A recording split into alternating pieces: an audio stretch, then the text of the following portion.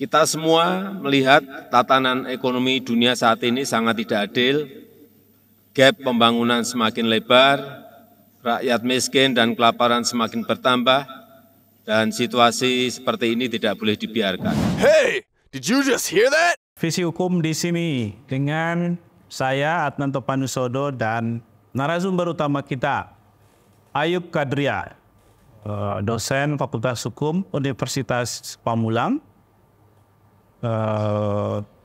pendiri Ayub Legal Center, ya, dan juga sekaligus anggota Pradi.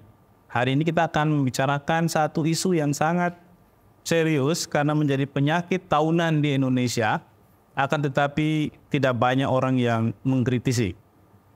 Demokrasi ekonomi. Nah, karena ini menjelang pemilu 2024, ada banyak PR yang dimiliki oleh seluruh capres, terutama bagaimana memastikan terjadinya demokrasi ekonomi. Adanya ketimpangan ya di sektor ekonomi sebagaimana yang telah dilansir oleh data-data ya yang telah dikeluarkan oleh lembaga-lembaga yang kompeten, menunjukkan situasi yang sebenarnya sangat miris ya. Kita bisa lihat datanya, itu misalnya kalau kita bicara soal kategori orang kaya sampai orang miskin di Indonesia, itu ada yang kaya banget gitu. Itu populasinya hanya 0,02% katanya. Yang kalau diukur lebih jauh, mereka itu memiliki simpanan ya sejumlah 53.920 orang saja. Tapi isi simpanannya rata-rata itu mencapai 98,462 miliar sekian. Setelah kaya banget ada yang menengah, ya ini juga persentasenya masih sangat kecil, hanya 0,80%, yang itu artinya hanya 2.156.800 orang, ya. Yang kalau di rata-rata isi simpanannya juga sekitar 3,4 miliar rupiah, ya kira-kira. Kemudian yang terbanyak ya itu adalah yang kategorinya miskin, itu jumlahnya mencapai 63,05% dari seluruh penduduk di Indonesia. Kalau kita kuantifikasi itu 169,9 ya, 169 juta 980-an sekian. Yang isi simpanannya itu hanya 5,9 juta. Dan yang terakhir yang miskin banget ini juga gede, 36% sekian. Total orangnya mencapai 97 juta, isi simpanannya 0. Artinya ada 97 juta warga Indonesia yang tidak punya tabungan sama sekali.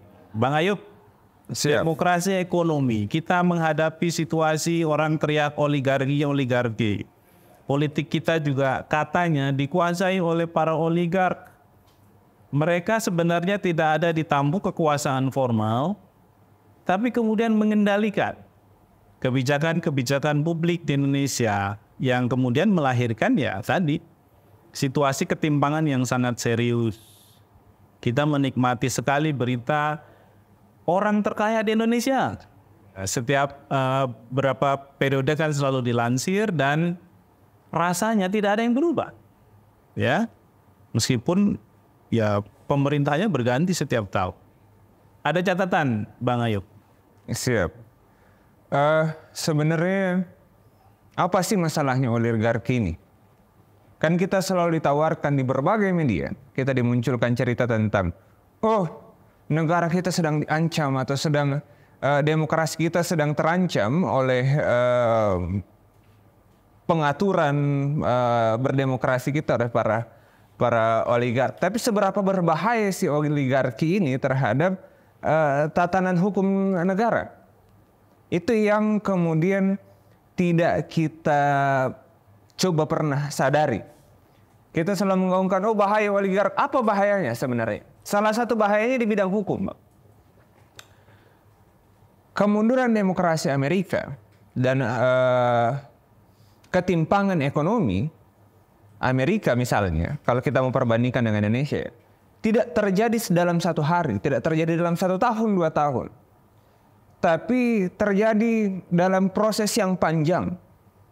Salah satunya misalnya sejak tahun 1908 misalnya, orang kaya di Amerika itu tidak terlalu banyak. Seiring bertumbuhnya orang kaya di Amerika hanya dikuasai oleh sebagian orang, 10, 20. Kemudian membangun pola monopoli usaha oleh segelintir orang, di mana monopoli ini perlu ditopang oleh kekuasaan-kekuasaan yang elektoral. Kekuasaan-kekuasaan wali kota, kekuasaan-kekuasaan legislasi, untuk membangun kebijakan-kebijakan yang bisa menopang para pelaku monopolis ini, agar kepentingan-kepentingan mereka bisa terafirmasi, sehingga kesempatan berusaha bagi mereka yang baru mau berusaha semakin kecil. Kenapa? Karena pengawasan, regulasi terkait monopoli ini tidak secara serius dikendalikan oleh negara, sementara seharusnya itu secara serius dikendalikan oleh negara. Kejadian ini berlangsung secara terus-menerus di Amerika dan merusak polarisasi investasi sampai saat ini. Dan ini mengancam Indonesia juga. Bom waktu rusaknya demokrasi yang menopang monopoli oleh oligarki, ini yang berbahaya bagi kegiatan usaha masyarakat Indonesia, konsumen Indonesia, lingkungan Indonesia, dan akan menjadi bom yang meledak suatu saat nanti. Apa yang dihancurkan? Bukan hanya harta kekayaan masyarakat kecil yang semakin habis, tapi juga keadaan berhukum kita, rasa kepercayaan masyarakat terhadap hukum negara dalam kegiatan bisnis ataupun dalam kegiatan sosial lainnya, semua dirusak dalam konstruksi monopoli ini.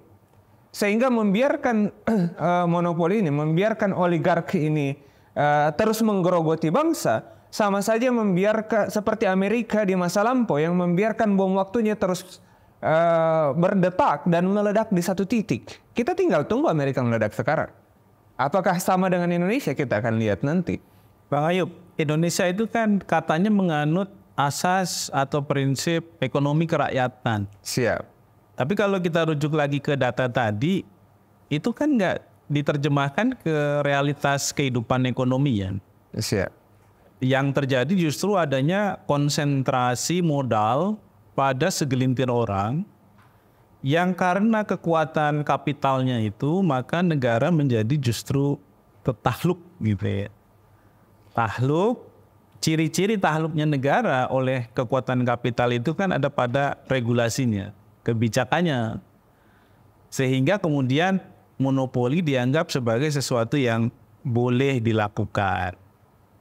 Apa sih implikasi dari ya model-model monopoli usaha ya, dalam tanda petik sesuatu yang mungkin dia itu samar-samar, tapi sebenarnya kita bisa cium lah baunya gitu, bahwa ini sebenarnya adalah kontrol terhadap jejaring bisnis dari mulai hulu sampai hilir, tapi mungkin prakteknya supaya kelihatan tidak monopolistik, dipecah-pecah lah.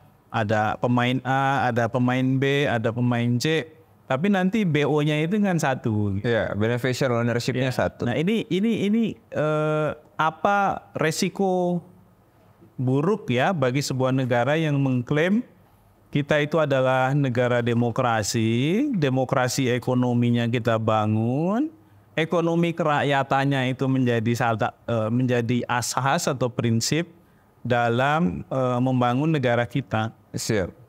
Sebenarnya bukan dapat, tapi pola monopoli harus mengatur hukum dalam satu negara.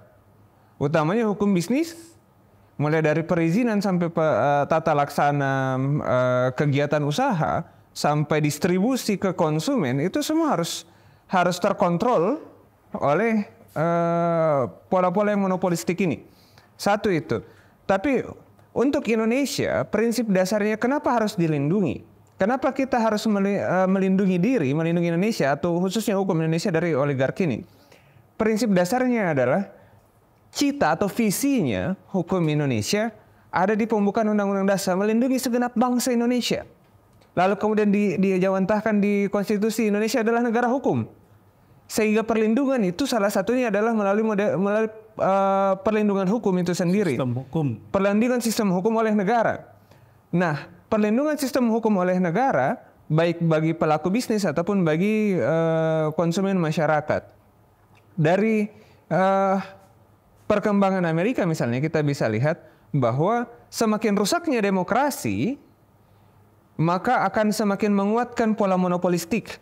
Semakin kuatnya pola monopolistik, maka regulasi hukum bisnis Indonesia di satu negara itu akan mengarah kepada keuntungan kepada beberapa pihak saja. Mulai dari sektor pembentukan peraturan sampai pelaksanaan peraturannya. Sehingga faktor investasi pasti menakutkan. Siapa yang mau masuk ke dalam jurang? Sama kita sedang membangun jurang untuk bangsa negara Indonesia. Yang seharusnya citanya, visinya hukum Indonesia adalah melindungi segenap bangsa Indonesia termasuk dari pola-pola monopolistik, melindungi melalui proses-proses yang demokratis, baik itu pembentukan peraturan utamanya peraturan bisnis yang kemudian mampu memberikan keadilan bagi seluruh rakyat Indonesia, bagi seluruh pengusaha Indonesia, bagi seluruh konsumen Indonesia, lalu kemudian hal ini dirusak dengan mendorong regulasi atau pembentukan peraturan dan pelaksanaan peraturan serta pengawasannya peraturan ini hanya kepada demi kepentingan beberapa pihak saja. Sementara pengusaha-pengusaha kecil, startup, pengusaha-pengusaha yang baru lahir, pengusaha-pengusaha yang baru mau berkembang, itu kemudian dijejali dengan beberapa keharusan regulatif yang Termasuk pengusaha martabak. termasuk pengusaha martabak mungkin, tapi kecuali kalau dia anak presiden mungkin enggak ya. Diskresinya banyak banget kayaknya kalau anak presiden. Di Amerika mungkin ada anak presiden yang jualan martabak. Mungkin ya, saya juga masih belum pernah lihat. Yop, tadi kan kita sudah membahas implikasi dari kontrol kapital ya terhadap negara. Itu kan satu, kendali terhadap hukum. Kedua, kendali terhadap lingkungan gitu. Siap. Artinya mereka itu sudah nggak peduli lagi lah soal efek atau dampak dari kegiatan ekonomi mereka ke kerusakan lingkungan. Pasti diskresi terhadap izin-izin lingkungan itu menjadi keadaan yang harus diberikan kepada mereka. Ya karena mereka invest, misalnya modal ada sama mereka, mereka yang menyokong kemudian pemberi kuasa. Lalu kemudian nggak apa-apa lah ngotorin udara, nggak apa-apa lah ngotorin air, nggak apa-apa lah ngerusak tanah, dan tidak apa-apa lah merusak kehidupan sosial masyarakat. Pembebasan ini bahkan tergambar bukan dari beneficial ownership-nya bahkan. Beberapa yang vulgar di beberapa daerah misalnya pemegang sahamnya itu bagian daripada penasehat-penasehat pemegang kuasa. Mereka juga mungkin ada di posisi tertentu di kekuasaan gitu. Ada di posisi tertentu di kekuasaan, lalu kemudian diletakkan di dalam oleh oligark ini, pemegang modal ini dijadikan pemegang saham. Sehingga tidak ada yang kontrol dan diskresi terhadap negara itu bukan lagi full berada di tangan pemerintah, bukan lagi hasil kekuatan demokrasi, tapi hasil keinginan dari pemegang modal yang monopolistik. Kita tidak kemudian menyatakan bahwa semua pemegang modal ini adalah busuk dan mengontrol. Tidak. Yang jadi masalah adalah ketika hanya pemegang modal beberapa saja yang kemudian mengontrol pembentukan regulasi negara, ini yang merusak siklus bisnis dan hukum bisnis satu negara, utamanya Indonesia. Kita sekarang ngomong bisnis yang paling kuat itu salah satunya kan teknologi informasi. Ya. Siap. Ada Facebook, ada Instagram. Ini kan juga sudah mulai mengendalikan wacana publik ya. Ya. Mereka misalnya kalau udah isu soal Palestina Israel, itu sensornya kuat sekali. Iya. Udah seperti negara gitu, melakukan sensor, melakukan blocking, segala macamnya. Nanti ujung-ujungnya katanya ini bagian dari regulasi di mereka gitu ya. Artinya memang dari sisi contoh-contoh yang sudah dapat disaksikan atau dirasakan langsung oleh masyarakat, mungkin sahabat integritas juga ada yang pernah melakukan upaya-upaya advokasi lewat media sosial, misalnya mengutuk tindakan Israel misalnya, tapi kemudian mengalami hambatan ketika mau posting. Segala macam itu kan sebenarnya bentuk dari bagaimana kekuatan kapital mengendalikan publik ya, mengendalikan masyarakat. Nah, kita akan ngomong aspek berikutnya nih. Tadi kita ngomong soal hukumnya, lingkungannya, sekarang konsumennya, masyarakatnya. Apa implikasinya dari monopoli ekonomi, kemudian implikasi tadi ke hukum, ke lingkungan, dan sekarang ke masyarakat. Nah, untuk masyarakat ini, yuk bisa dijelaskan. Hukum adalah alat yang utama yang digunakan untuk memberikan diskresi-diskresi kepada pelaku usaha yang monopolistik ini untuk membebaskan mereka dari kewajiban-kewajiban tertentu, baik itu kewajiban lingkungan ataupun kewajiban kepada konsumen. Konsumen tidak diberikan tidak diberikan hak utamanya untuk mendapatkan informasi yang jelas terhadap apa yang dikonsumsinya. Yang jelas ada ingredient saja misalnya. Tapi seberapa berbahaya ingredients itu, atau mungkin kejelasan tentang ingredients itu. Yang penting ada ingredients yang mau kalimatnya jelas tidak jelas bagi konsumen tidak peduli. Kenapa? Karena demi kepentingan agar tidak berkurang konsumsi terhadap barang-barang tersebut. Sehingga konsumen menjadi terbatasi haknya untuk mendapatkan informasi nilai gizi, mendapatkan informasi yang pola produksi, dampak sampingan itu semakin minim. Sehingga let's see, sekarang kita bisa lihat stunting semakin tinggi. Ya, anak umur 3 tahun minum soda, itu hal yang biasa di beberapa. Gula yang berlebihan. Gula berlebihan, kita tidak tahu kadar gula dan dampaknya. Informasi nilai gizi gula aja disimpangkan dengan cara yang diskresif. Seharusnya menurut Undang-Undang Perlindungan Konsumen kan ingredients itu hak konsumen. Tapi berapa misalnya takaran gula tidak pernah kemudian benar-benar dibuka. Hanya ditulis berapa gram dari per serve. Padahal dalam satu botol berapa banyak, dan itu pelanggaran terhadap hak konsumen. Dan konsumen akhirnya dirugikan. Dan itu diskresif, diafirmasi, dibolehkan oleh hukum. Tidak diawasi, dilakukan pembiaran sehingga masyarakat jadi korban. Sementara bagi pengusaha-pengusaha baru kecil itu harus benar-benar jelas, harus terdaftar, banyak sekali prosedur yang harus dia lalui.